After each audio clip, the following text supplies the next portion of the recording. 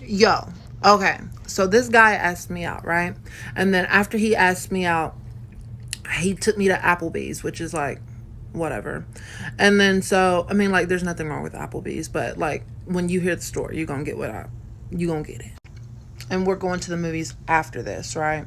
So the waitress comes up and she asks us what we want. So he tells me, you should order blah, blah, blah. I don't remember what it was because it was some years ago. You should order blah, blah, blah.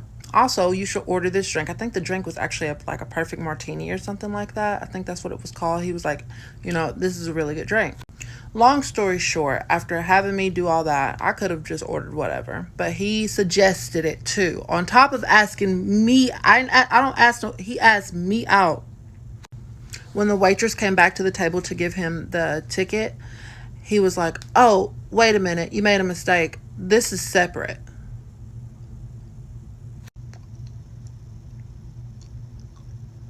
So naturally, I start doubting myself and I'm like, am I stupid? Did I think this was a date and he was just asking me like on a friendship thing or something?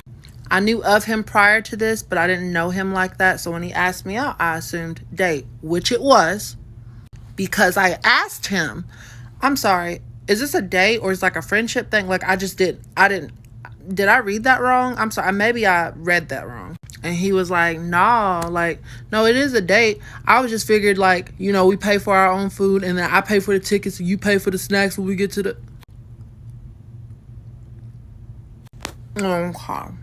So when the waitress comes back this time, I already have my debit card out. And I was like, ma'am, you don't have to separate anything. Here is my debit card. Just pay for it all. I got this. It's on me. Shit, cool. I ain't never seen this movie before.